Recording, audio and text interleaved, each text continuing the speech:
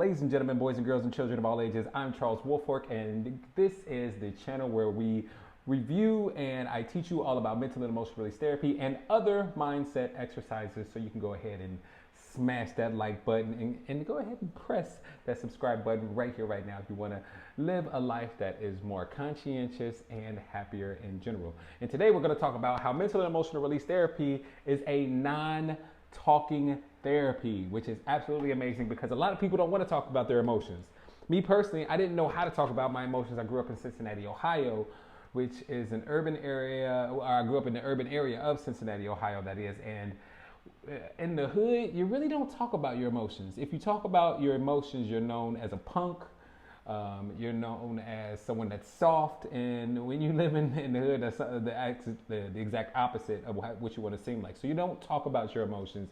You just ball them up and you press them down inside, all up into your stomach, and you never release them again. Never even look at your emotions, in fact.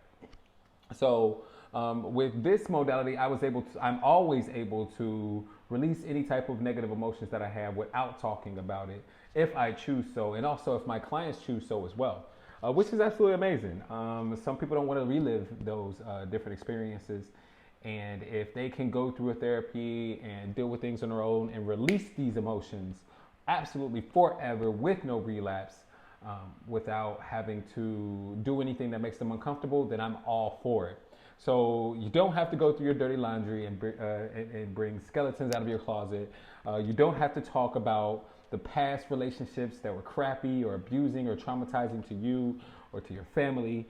You don't have to go through childhood traumas that have scarred you and left you in some type of emotional pains, or that have just been uncomfortable and embarrassing to you throughout your life.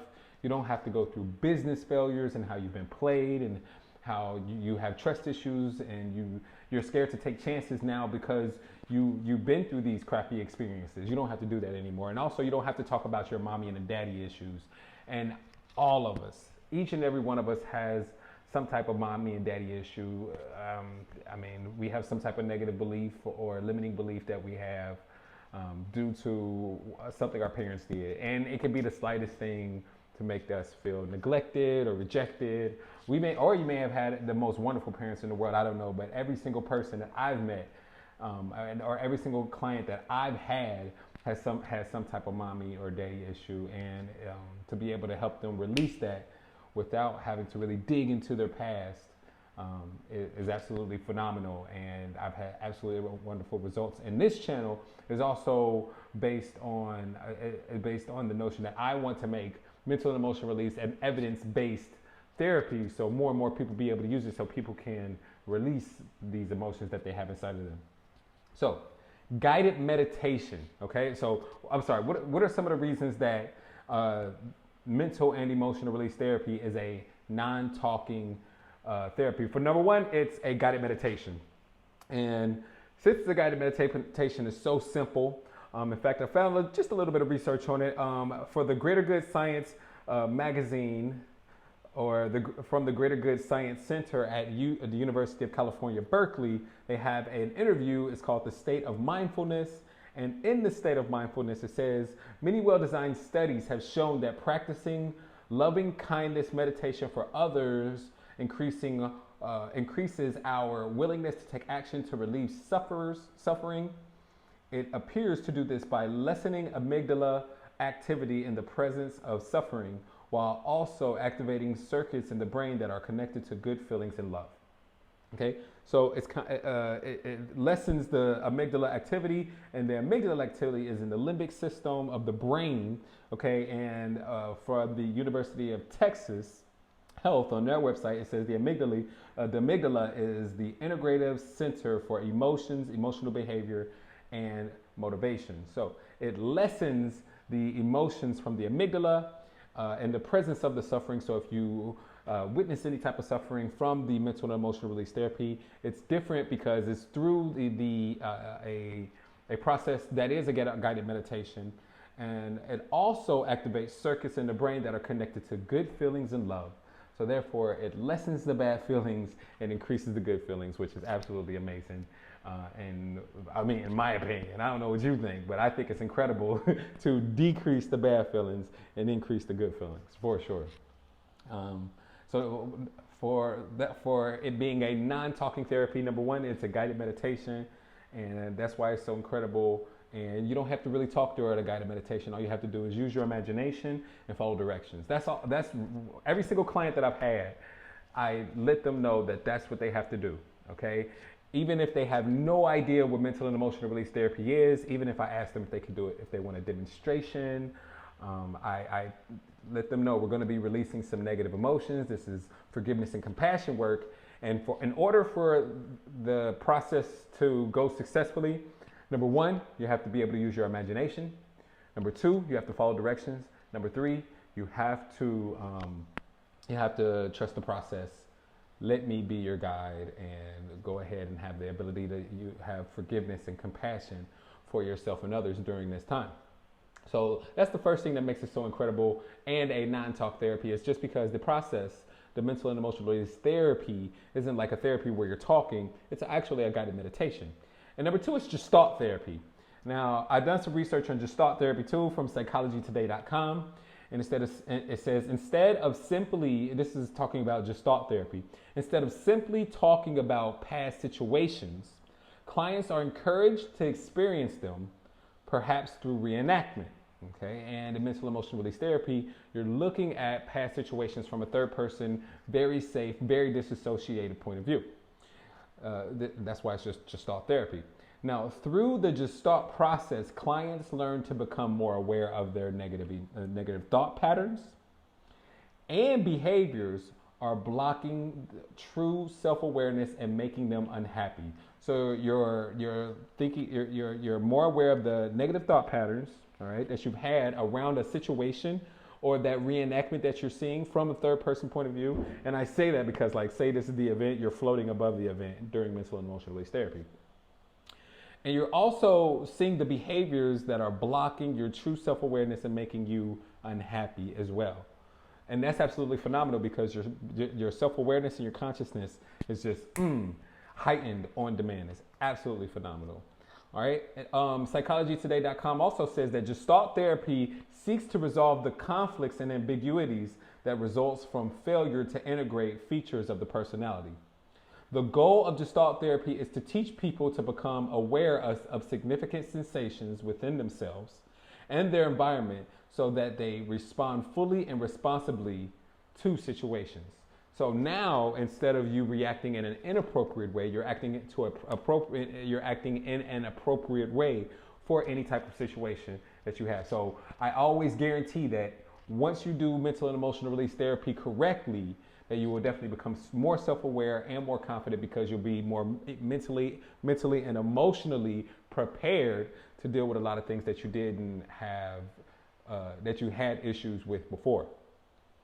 There is also a study on gestalt therapy as well. The country Cologne edition, humanistic psychology research findings on gestalt therapy that was done back in 2006. Okay, this is a scholarly article that was written in 2006 about the findings on gestalt therapy. It says the effect sizes for process experiential therapy, so PE is what therapists call it, enriched with gestalt therapy. Interventions are 25 to 73% higher than those for relational client-centered therapy. Okay, so the effect sizes, the effects are better with gestalt therapy. Of course, that's also mixed with the process experiential therapy. Now, the process experiential therapy, not the most well versed on that. In mental and emotional release therapy, we make sure as a practitioner of neurolinguistic programming and of mental and emotional release therapy, make sure that all of my clients are in a very safe position where they're observing an event from their past and they're fully disassociated. And that's on whether I have to imagine that they are watching an event on a movie screen or that they're high above it, or if they clone themselves and then they clone themselves watching the event.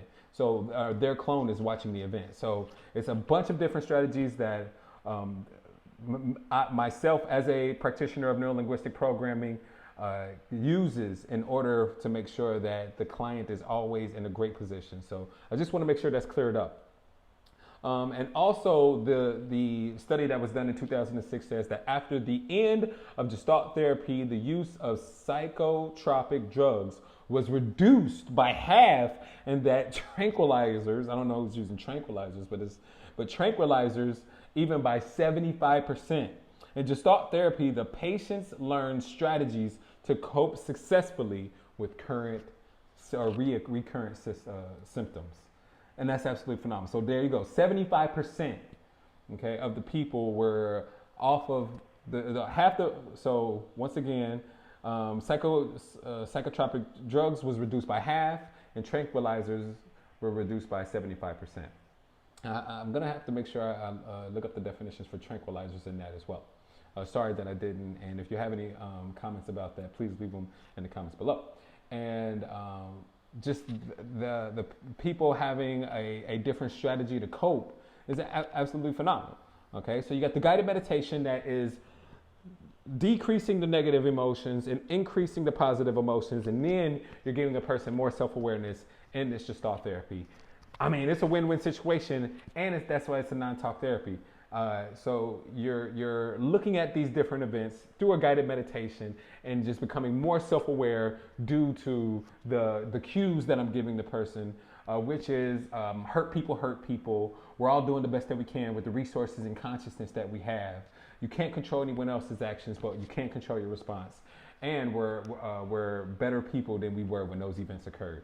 And once you do the gestalt therapy and you see like you have more compassion for the people in those events, including yourself, oh man, it definitely has you think from a different perspective. And then that perspective is then locked into your unconscious mind. And that's just how you think from now on. And that's why it's so effective. You don't have to talk about the situations and the scenarios. You follow the guided meditations. You follow my instructions through the guided meditation. And then after that, you gain a different perspective, and you're more self-aware, more confident, have more self-esteem, and have phenomenal results because of it. And it gets rid of the triggers that you'll have from different events. So change does not have to be hard. It does not have to be a huge struggle in the long run. Change can be just that easy, especially with mental and emotional release therapy, where I always guarantee that if you follow my directions, use your imagination, and trust the process to make sure that you have full forgiveness and compassion while you're doing mental and emotional release therapy, that I guarantee you'll have years of therapy and personal development in minutes. I'm sorry to point, but I'm very compassionate about it. Years of personal development, years of therapy in just minutes. And it's so phenomenal because we don't dig through, we don't open up any old scars. We just make sure that we close them up real well and make sure that the lessons are learned from those scars, which that's what they're there for in the first place. All right, ladies and gentlemen, thank you so much for just tuning in and listening to this podcast. Please, once again, like and subscribe. I'll talk to you in another video. Peace and much love to you. Take care of yourself and take care of one another.